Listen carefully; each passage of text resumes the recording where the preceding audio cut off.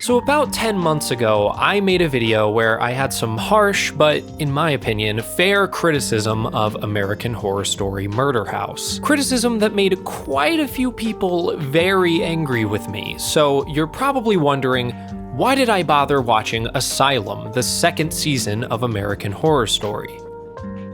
I'm still asking myself that same question. Truthfully, I don't know why I actually followed through with this. I have no idea what I was expecting. Now, don't take that as me saying I went in wanting to hate it. Contrary to popular belief, I don't really enjoy disliking things. I don't make videos like this to be unique or just because I feel like it. I do it because I love filmmaking, and I especially love horror. I've personally only ever found it healthy and productive to criticize things that I enjoy, and I used to really enjoy American Horror Story Asylum. I absolutely adored this season when I first watched it, and I was kind of curious to see if it held up any better than the first season did. And I will say, I definitely think Asylum is an improvement over Murder House. The themes and ideas being played with are more thought-provoking and emotionally evocative. The performances are great per usual, especially from Sarah Paulson, Jessica Lange, Zachary Quinto, and Lily Rabe. I thought episodes 5 and 13 were legitimately good episodes, thanks to Alfonso Gomez-Rejon's confident directing. Side note, go check out Me and Earl and the Dying Girl from the same director. I think it's really underappreciated. Lastly, while researching for this video, I read a New Yorker article about American Horror Story's co-creator Ryan Murphy that did give me some reinvigorated respect for the show on some level. Taking myself back to 2011-2012 when this show was first releasing, it does make it kind of obvious why this show was so appealing. American Horror Story was extremely transgressive for its time, both in terms of on-screen representation and its provocative content. The fact that this show was allowed to air on network television is still shocking and impressive, and that's definitely due in part to Ryan Murphy fighting an uphill, discriminatory battle to get it off the ground, and I do have a lot of respect for that.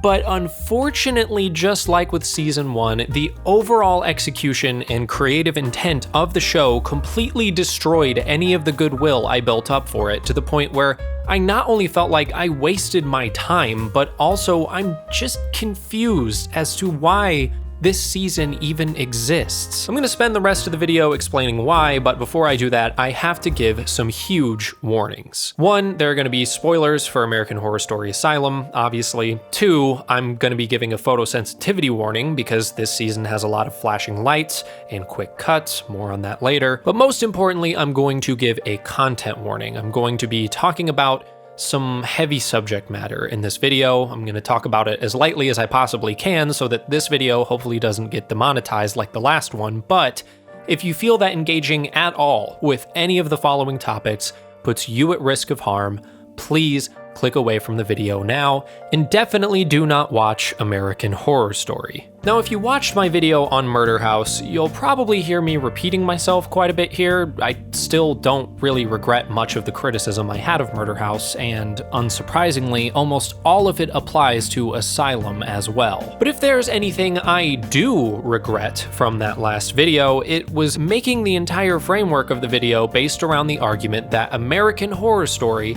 is made for teenagers. Of all the scathing critique I had in that video, I could not have possibly predicted the most controversial thing I'd say, the thing that would make people unreasonably angry with me, was that the target demographic of American Horror Story is teenagers, especially given that in and of itself, that's more of an observation than a criticism. The comment section and even Ryan Murphy himself can say whatever they want. I say, whether intentional or unintentional, the truth about the show appealing and marketing primarily to teenagers is staring us all right in the face. I mean, the show is from the creators of Glee. The show's merch was practically exclusively sold at Hot Topic for the better part of a decade. This season also features a cameo by Adam Levine from Maroon 5, the same year that Payphone featuring Wiz Khalifa came out. I mean, come on. Just because there are people over the age of 40 who enjoy American Horror Story does not, 1, automatically negate all of my actual criticism of the series, and 2, it does not mean it was made for them. In that video, I used Mean Girls as a clear-cut example of this. I, a male in my mid-20s, really enjoyed that movie. That does not mean that Mean Girls was not made for teenage girls. I know plenty of adults who love SpongeBob. Are you really gonna tell me that SpongeBob is not made for children? Now, my hands are a little tied because I can't actually use metric data to prove that American Horror Story appealed mainly to teenagers because TV ratings just lump everyone between the age of 18 and 49 together. I suppose I could reference a poll of the American Horror Story subreddit that this person tried to use as evidence against me without realizing that the included raw data actually works more in my favor than it does in theirs. But there's a ton of flaws with using that as a source that make my methodology dicey at best. And chances are, if you're one of the people from the last video who vehemently disagreed with me, there's probably no convincing you. So I'm just gonna drop the made for teenagers thing entirely and say it a different, more blunt way. This show has a lot of immature tendencies and doesn't often respect the emotional or literary intelligence of its audience. It is overstimulation entertainment at its finest, keeping your attention through the cheapest means possible, like provocative, edgy depictions of violence, soap opera level character drama, a new twist reveal before every commercial break, all cobbled together with some of the most disorienting and headache-inducing editing I've ever seen. I haven't messed with these clips at all. This is how these scenes were edited. What the hell is even going on here? Who just died? Was that a monster? Where am I? Do you have to cut so many times? It's just clawing for every last drop of your attention that it can get. And I know that's not necessarily a bad thing. It's entertaining. And while I personally find it cheap and exploitative, I'd be lying if I said it wasn't entertaining. There is absolutely a valid space for schlocky and exploitative stuff within the genre of horror, but the problem starts with what things they decide to sandwich into this mess. American Horror Story revels in horror tropes and consistently uses them as a part of the storytelling. In Asylum, we get aliens, Satan, body horror, zombie experiment things, serial killers, one of which is dressed like Santa Claus, and probably more that I'm forgetting about. Mixed in with this, we get a lot of thematically heavy real-world violence like the medical abuse of homosexuals and the mentally ill, graphic depictions of self-harm, sexual assault, and hate crimes, as well as one-to-one recreations of the horrific iconography of World War II, and a really out-of-left-field reference to the death of Martin Luther King Jr. Do you see how that's kinda questionable? One of these things is not like the other. One of these things just doesn't belong. Can you tell which thing is not like the other before I finish my song? You're absolutely correct. For me, this isn't an issue of the content itself, as I'm not personally offended by or sensitive to these depictions. I'm not saying that the show should be censored or banned, and when it comes to the medical abuse of queer people and the World War II stuff, it's at least worth noting that Ryan Murphy is an openly gay man, and the other co-creator, Brad Falchuk, is Jewish. I'm not trying to be offended on anyone's behalf. I'm speaking purely for myself.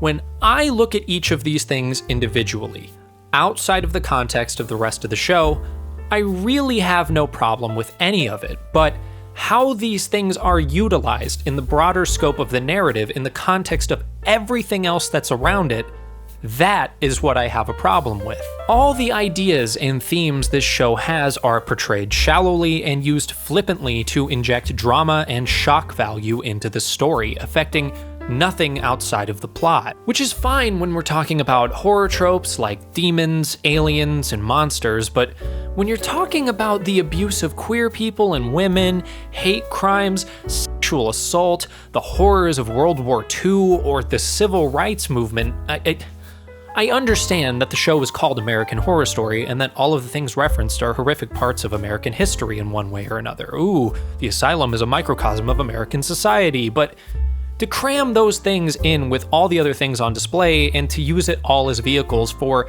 shallow character drama and shock value just feels really tasteless and juvenile, and I don't get why I'm the one in the wrong for thinking that. More importantly than being in poor taste, though, I think the real fault with this approach is that it completely destroys the show's thematic cohesion. To really explain what thematic cohesion is and why I think it's so important, I have to use an odd and spoiler-filled example.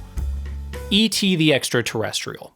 Stick with me here. Elliot meets an alien named E.T., and even though they're from different planets, they both feel abandoned by their families. Elliot's parents have recently divorced, and Elliot doesn't really have any friends, he doesn't feel respected or listened to, and is lashing out and hurting his family as a result. E.T. has quite literally been accidentally abandoned by his family and is trying to get back home. As they grow closer, Elliot and E.T. form a psychic connection, not of thoughts, but of feelings, an obvious metaphor for empathy. Elliot thinks it's thoughts. No, Elliot feels his feelings. Through E.T. and Elliot's magical journey, they help each other to better understand the world and themselves. E.T. teaches Elliot how to be a more empathetic person, as Elliot helps E.T. understand Earth and get his communicator to the woods to contact his family. Nearly every piece of dialogue, Damn it, why don't you grow up? Think how other people feel for a change. every beat of the plot, every metaphorical piece of imagery, nearly every single frame, all comes together under a unifying theme. Empathy and communication can heal a broken family. All while constantly keeping things moving, keeping the audience entertained and emotionally invested through various twists and turns, including a drastic tonal shift after the first act. And even when the story throws an alien into the mix, it is purposeful and comes together by the end. It does all of that while also maintaining a cohesive theme, because you can be entertaining and have a deeper meaning at the same time. It does not have to be one or the other. As a result of this, E.T. was a massive success and became beloved by so many people that today, 40 years later, it is still being talked about and praised as one of the best blockbusters in cinema history. American Horror Story Asylum?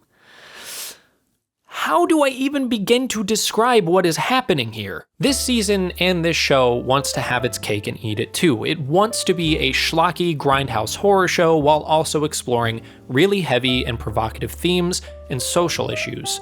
As I said, it is absolutely possible to be entertaining and thematic at the same time, but the problem is that the two ways in which it tries to entertain and provoke thought are so disparate and contradictory that it fails to do either. It chases two rabbits and catches none, which really sucks because I genuinely enjoy a lot of the stuff that this season was trying to do thematically, exploring the ways in which both religion and medical science have demonized and abused homosexuals and women, exploring how marginalized people are often used as scapegoats for society's problems, the self-perpetuating cycle of neglect and abuse, nature versus nurture, how the most holy, pious people often have their own demons and are extremely repressed, with some unfortunately timely commentary on women's bodily and sexual autonomy thrown in, even going so far as to use the color red to highlight this as a not-so-subtle reference to The Scarlet Letter or The Handmaid's Tale.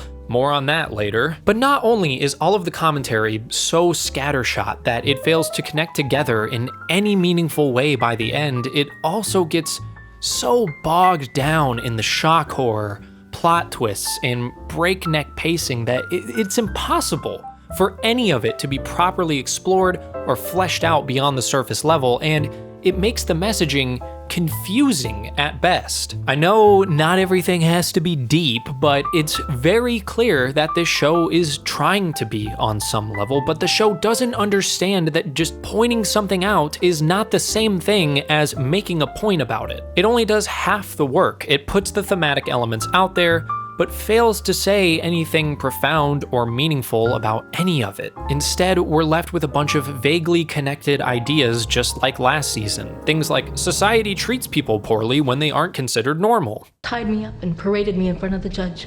He took one look at the shape of my head, and I was locked up for good. That's how it works with us freaks. We get blamed for everything. And we're all a little evil inside. If you look in the face of evil, evil's gonna look right back at you.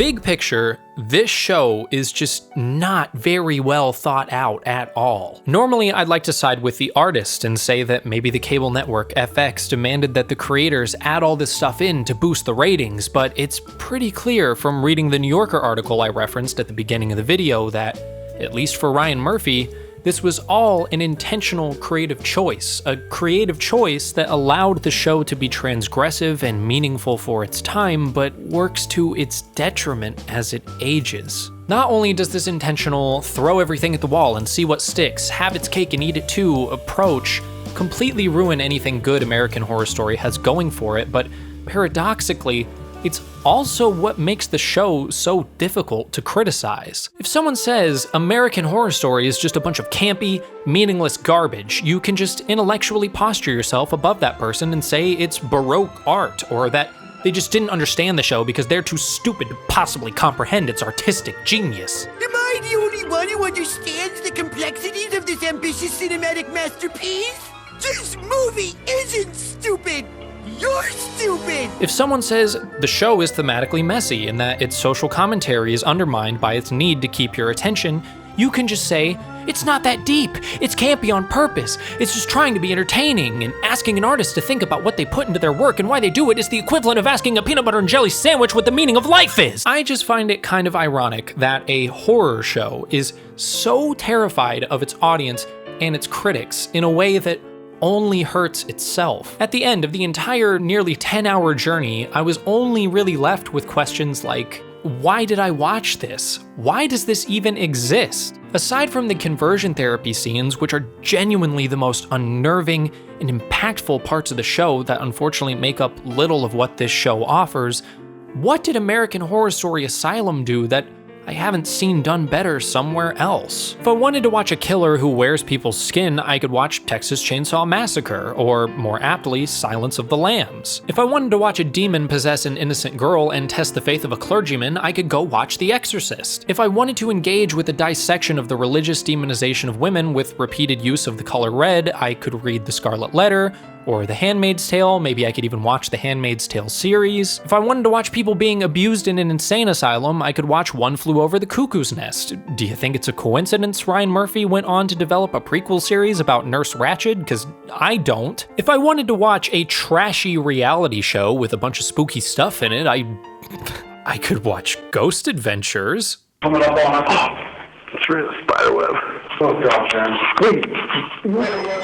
Were the spider webs that Aaron thought hit his face actually slaps from this entity? But more importantly than reveling in the past, I could have just used the time I spent watching this engaging with a myriad of more interesting modern horror from the likes of A24 or maybe even some of the stuff on Netflix. Even though they both wear their influences on their sleeve very plainly, the new season of Stranger Things and the miniseries Midnight Mass are some of the most entertaining and thematically rich horror on streaming right now. I understand that American Horror Story's popularity and transgressive nature very much paved the way for streaming shows like those to exist, and I'm really grateful for that. I deeply respect the show for how it pushed the medium of television horror, and I'll always appreciate how much it meant to me 10 years ago, but overall, I just feel like this isn't a story that stands the test of time, and I think the best thing I can do at this point is leave it behind me because my nostalgia for it really hasn't benefited me at all. Even if, for some godforsaken reason, this video ends up blowing up and defining this channel, I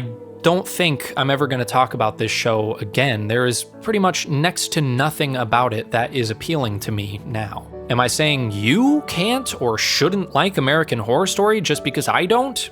No, not at all. I'm not some omnipotent being proclaiming the indisputable truth about the show. I'm just a person offering my perspective because that's all anyone can reasonably do, and I don't know why anyone would expect anything different, especially on a website that's literally called YouTube. If you disagree with my perspective, that's okay. Really, it's okay that you're just too stupid to comprehend the deep and powerful criticism that I'm giving the show, but don't get mad at me for saying that, because this video was just for entertainment purposes. Why are you taking it so seriously? It's not that deep, bro.